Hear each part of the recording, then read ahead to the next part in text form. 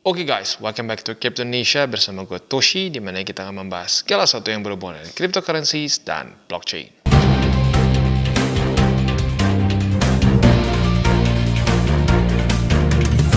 Oke, dan sekarang kita akan kembali lagi ke Crypto Reviews. Dan seperti biasa ya, sebelum kita masuk, gue akan disclaimer dulu bahwa semua konten dari Toshi Crypto Indonesia ini bukanlah financial advice. Tujuannya adalah untuk edukasi ya, dan membantu lo untuk melakukan do your own research.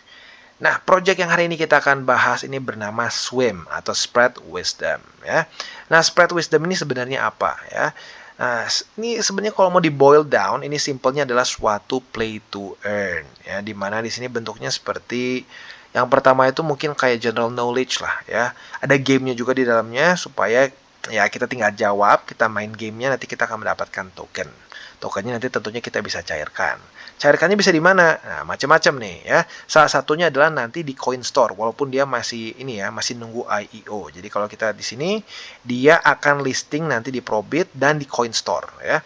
Nah, untuk di Coin Store sendiri buat lo yang belum pernah pakai bisa coba ya. Salah satu yang paling unik dari Coin Store ini adalah si earn-nya dia nih, USDT-nya lumayan besar ya. Ada yang buat 7 hari 12% APR, bahkan buat lo yang di lock sampai 720 hari itu bisa mendapatkan 9,5% ya. Tapi tentunya ini limited ya jumlahnya, nggak bisa kita misalkan punya 100.000 dimasukin semua. Tapi ini cukup menarik ya. Nah, jadi kurang lebih seperti itu buat CoinStore. Buat lo pengen coba silahkan tinggal pakai, dan nanti mungkin saat dia listing si token ini juga lo bisa pertimbangkan untuk kalau sampai lo mau trade bisa di sini ya. Nah, kita sekarang balik lagi ke si project ini sendiri ya, Swim. Jadi, fokus si Swim ini sedikit berbedanya apa dibandingkan dengan play to earn yang lain? Karena sudah banyak sekali project-project play to earn yang ada di cryptocurrency market ya. Bisa dibilang untuk pionir ada Axie Infinity, di Indonesia sendiri mungkin ada Auragon dan banyak lagi ya. Nah, di sini Swim itu fokusnya ke toddlers ya. Kalau nggak salah toddler itu di balita ya, bawah 5 tahun.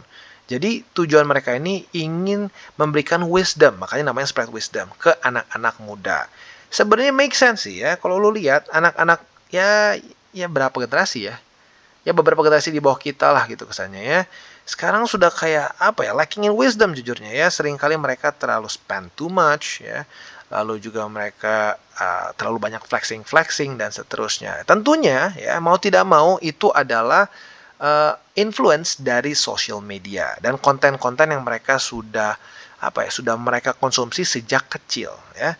Nah, kalau kayak zaman gue mungkin Twitter, IG, Facebook itu kita dapat waktu udah lumayan gede lah, nggak kecil-kecil amat. Jadi ya not bad lah gitu ya, masih ada lah wisdomnya sedikit-sedikit. Nah, kebayang buat anak-anak yang konten-konten social media yang nggak cocok buat dikonsumsi anak-anak, ya anak-anak kecil itu sudah mereka konsumsi gitu. Sekarang anak-anak SD gitu ya, mereka sudah main IG, main TikTok dan lain-lain. Nah, itu seringkali nggak cocok buat mereka konsumsi dan dalam tanda kutip membuat otak mereka jadi ya kurang wise lah gitu kesannya ya. Nah, di sini Swim ini ingin memberikan suatu alternatif ya, dan juga insentif tentunya ya. Insentifnya buat siapa? Ya, realistically buat ortunya gitu ya. Kesannya daripada nih anak nontonin video di YouTube nggak jelas gitu ya, lebih baik disuruh main game ini karena akan bisa menghasilkan uang juga gitu ya. Jadi nggak cuma asal konten edukasi, karena lagi-lagi konten edukasi mungkin nggak ngasih insentif buat ortunya. Nah, kalau ada insentif dari uangnya, mungkin ortunya bisa tertarik buat anak-anak yang disuruh main game ini. Kasarnya seperti itu ya. Nah, sekarang kita akan bahas lebih detail seperti apa. Jadi dia ini ingin membuat suatu masa depan yang lebih sustainable menurut dia ya. Nah, di sini mereka juga ingin membuat yang lebih lebih dunia lebih hijau dan seterusnya. Tapi itu bisa lebih buat ke belakangnya lah kalau gua baca lebih detailnya. Tapi intinya mereka ingin membuat dunia lebih sustainable gitu ya, mengurangi polusi dan seterusnya. Tapi lagi-lagi ini mungkin buat masa depan lah gitu. Sekarang sih lebih fokus ke si play to earn-nya. Dan yang gila dari si Swim ini adalah mereka mengklaim sudah memiliki 1,3 juta users atau komunitas lah lebih tepatnya di sini sebutnya ya. Kenapa? Kalau menurut gue ini jawabannya. karena dia kerjasama dengan satu universitas yaitu Ramkhamhaeng University, dan juga dia kerjasama dengan National Institute of Development Administration. Ini kemungkinan India nih ya, karena kalau kita di sini rata-rata tim intinya itu sepertinya dari namanya ya, ini lagi-lagi gue hanya berspekulasi, kemungkinan besar ini dari India atau mungkin daerah Pakistan lah ya, dari daerah situ kemungkinan besar. Walaupun ada juga yang bukan India sih, kayak di sini ada Dr. Wendell gitu ya. Nah, tapi intinya kayaknya base of operation mereka banyaknya di India, dan mereka ada juga nih si Sadhguru, kayaknya gue pernah lihat nih. Itu gue nggak tahu dia bentuknya spiritual atau bukan ya. Kayaknya spiritual ya, kayak guru spiritual gitulah di India ya. Nah, jadi mungkin itu penyebabnya kenapa dia cukup besar komunitasnya ya. Nah, sekarang apa sih ya kesannya tuh jualan utama dia apa? Ada dua. Yang pertama adalah Meta Insight Meta Inception yang disebut Miami ya. Jadi disebutnya Miami Metaverse ya. Nah, di sini konsepnya jujurnya masih raw sih menurut gue ya. Masih cukup mentah ya, di mana dia ingin membuat suatu metaverse di dalam metaverse lagi. Maksudnya pakai Inception mungkin, sayangnya di sini nggak ada penjelasan yang belum terlalu detail. Jadi ya kita harus tunggu nanti pas udah jadinya kayak gimana bentuknya ya. Gue juga nggak mau terlalu banyak berspekulasi seperti apa. Tapi kalau menurut mereka bilang intinya ingin dicampurkan lagi dengan wisdom. Ya, lagi-lagi fokus mereka adalah memberikan wisdom ke anak-anak kecil lah, toddler, balita lah kasarnya ya. Nah, selain di situ yang mungkin menjadi selain dari si Miami ini, mereka juga ada namanya Wise Me NFT game ya, atau lebih tepatnya Wise Me Toddlers Parents NFT game. Nah, di sini sistemnya play to earn, di mana ini bisa merevolusi ya game toddlers menurut mereka ya. Nah, di sini nanti anak-anaknya bermain, di dalamnya akan ada NFT rewards juga. Nanti bisa dicairkan. Ya, ada juga daily wisdom task. Ya, pokoknya inilah, lu main gamenya, lu dapat tokennya bisa dicairin. Kasarnya seperti itu ya. Nah, selanjutnya di sini ya pembahasan lebih dalam lagi ya. Lalu yang mungkin sedikit menarik adalah ini konsensus mereka. Ya, mereka mengklaim mereka menggunakan the first ever wise consensus, karena ya ini kayaknya buatan mereka aja makanya jadi the first one ya. Nah, ini sebenarnya satu konsep yang apa ya, yang sedikit gue sedikit bingung jujur deh. Mereka bilang ini akan lebih bagus karena menggunakan knowledge dan expertise untuk menjadi key factor untuk menentukan apakah transaksinya valid atau tidak. Sebenarnya secara konsep oke, mungkin bisa lah kebayang ya, karena ada juga proof of knowledge gitu di beberapa konsep yang lain, ada beberapa konsensus yang lain. Nah, tetapi proof of knowledge itu ada ya teknisnya kayak gimana. Di sini proof of wisdom ini bisa dibilang secara konsepnya itu gue nggak ketemu kayak gimana ya. Yang paling mendekati ke bagian yang menjelaskan cara kerjanya hanya ini ya. Nah, ini bisa dibilang ya masih kurang jelas gitu menurut gue gimana cara kerjanya ya. Jadi maksudnya kesannya gini, kalau proof of work kan jelas. Semua transaksi kita itu divalidasi dengan mining ya, dengan mining power. Saat orang-orang mining ya, mereka memperebutkan posisi untuk bisa memvalidasi satu transaksi, itu mereka menggunakan hash rate. Nah, di situ ada ada resistance-nya, karena semakin tinggi hash rate akan semakin susah untuk dipecahkan gitu ya. Nah, itu kebayang makanya di secure. Nah, di sini gue nggak kebayang nih apa yang membuat si sistem proof of wisdom ini secure gitu ya. Sisanya ini sendiri lebih kayak ke ya konsep mereka lah ya, gimana dengan kita belajar secara memberikan self evaluation bla bla bla lah gitu ya. Buat lo yang pengen pelajarin boleh, tapi lagi-lagi nih konsepnya masih lebih abstrak lah ini ya. Dan ini juga sama kurang lebih urusan knowledge dan wisdom selanjutnya ya, kurang lebih seperti itulah ya. Nah, selanjutnya kalau kita di sini juga ya, yang mungkin kalau menarik secara kesannya secara gain-nya lah gitu, capital gain-nya adalah mereka akan IEO ya. Nah, IEO ini ya kasarnya seperti kayak Launchpad ya, tapi perbedaannya kalau Launchpad kan spesifik ya, kalau di sini enggak, dia listing aja gitu. Nah, akan listing di Probit, Coinstore ya, nanti akan ada di Coinstore juga, buat yang tertarik bisa silakan, karena bisa dibilang video ini is brought to you by Coinstore juga ya. Nah, di sini ada kemungkinan kita bisa profit saat si koinnya loncat gitu kasarnya ya. Bisa jaga lilin gitu kasarnya. Nah, buat lo yang tertarik ya monggo, bisa juga dari sisi tersebut ya. Nah, tapi intinya secara overall-nya ini adalah suatu project yang ingin memberikan wisdom ke anak-anak anak-anak balita lah kesannya. Dibandingin nontonin konten-konten yang nggak pas, yang kadang-kadang kurang senonoh juga gitu ya, apalagi dengan sekarang di US banyak banget tuh konten-konten buat anak kecil yang mempromot LGBT gitu ya. Ya, plus itu pro kontra, tapi ya gue cukup yakin lah di Indonesia rata-rata nggak mau lah anak-anaknya dalam tanda kutip terkontaminasi dengan apa kasarnya dengan konten-konten yang seperti itu LGBTQ. Nah, daripada kena konten begituan jadi pusing, nah kasarnya mereka memberikan ini solusi.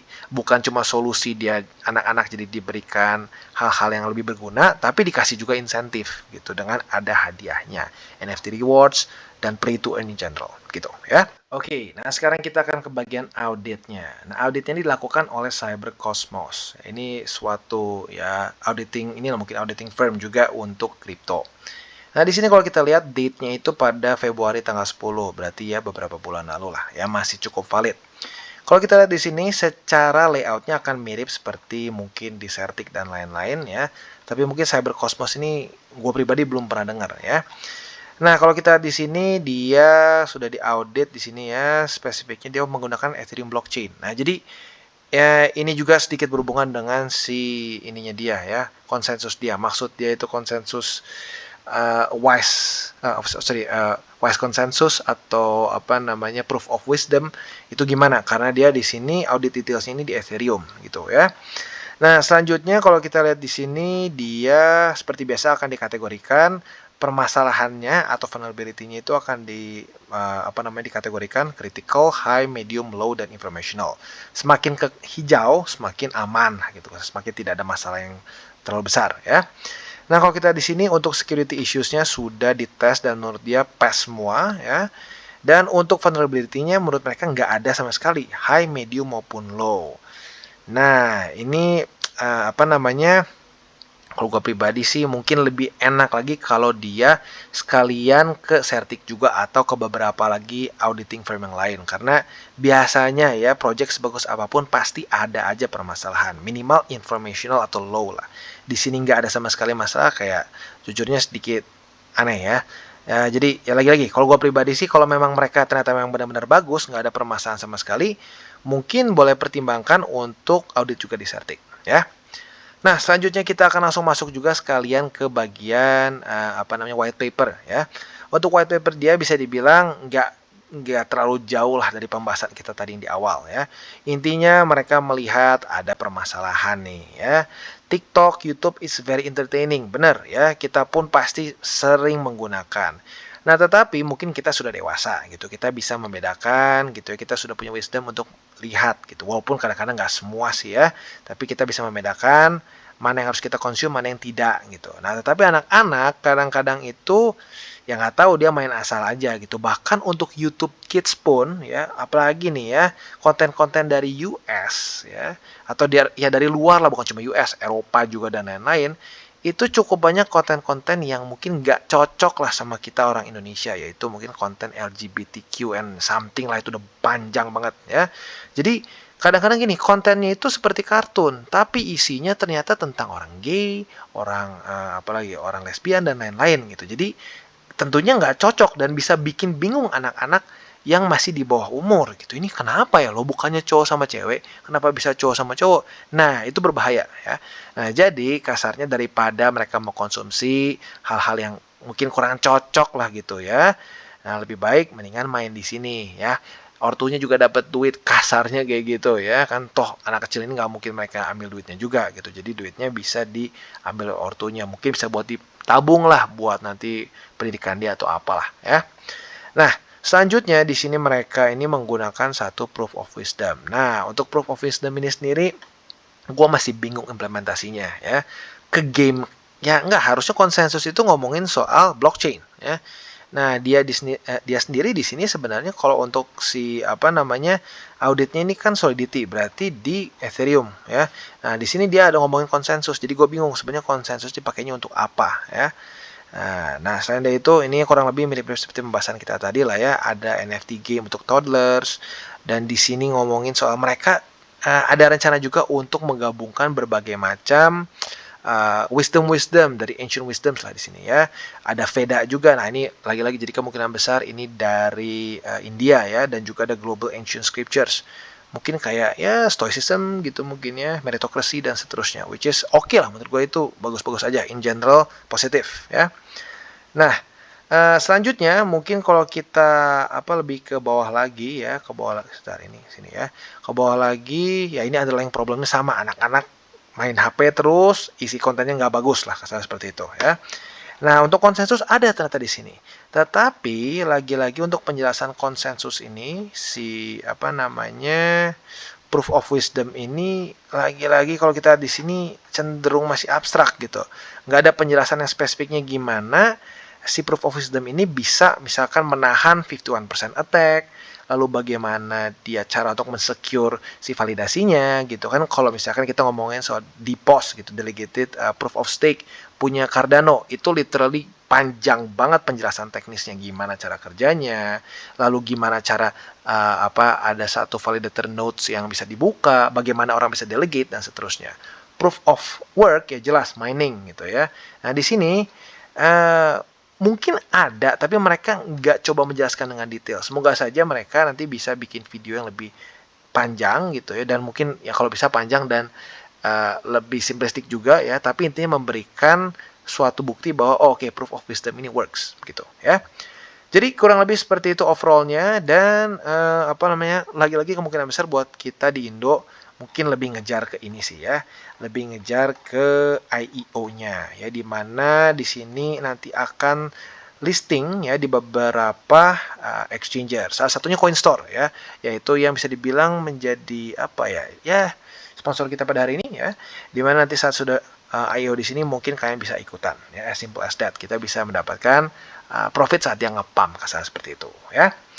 Nah, untuk si gamenya sendiri ya bisa dibilang sekarang belum ada ya. Lu coba masuk ke sini, gue pribadi udah coba-coba ya, belum ada gamenya. Jadi masih bentuknya konsep saja ya. Jadi final thoughts-nya menurut gue ini satu pemikiran yang bagus sebenarnya ya, bagus bahwa ya anak-anak tuh banyak mengkonsumsi konten-konten yang nggak pas buat mereka gitu ya. Nah, jadi dengan adanya konten edukasi yang memberikan insentif buat ortunya, harusnya bisa kedorong buat main ke game ini. Nah, tapi itu sendiri ya untuk sekarang gamenya masih belum bisa dimainin ya. Metaverse juga masih belum bisa. Jadi ya harus tunggu nanti saat udah rilisnya sesuai nggak, bagus nggak. Dan lebih penting lagi nanti insentifnya cukup nggak. Karena lagi-lagi manusia itu adalah makhluk insentif ya. Kalau insentifnya cukup pasti banyak yang mainin. Bahkan kesannya jangan-jangan yang mainin ortunya gitu ya. Jadi overall konsepnya oke, tetapi secara ininya masih cukup mentah ya. Si perkembangannya masih cukup mentah, dan mereka masih ada banyak PR lah kesannya ya. Jadi kurang lebih seperti itu. Dan buat kalian yang belum nonton DCWT atau Daily Charting with Toshi, bisa klik di sini, di mana kita akan daily chart your favorite cryptocurrencies. Dan buat lo yang belum mengerti juga mungkin mengenai chart, candles, dan hal-hal lain, bisa juga klik di sini, ada tutorials with Toshi. Dan buat lo yang pengen mendukung TCI, salah satunya bisa menggunakan link reflektor di bawah. Dan jangan lupa juga untuk join Telegram group, di mana kita bisa ngobrol-ngobrol santai mengenai dunia cryptocurrency secara dua arah. So jangan lupa untuk like, subscribe, click the bell icon, and see you on the next video.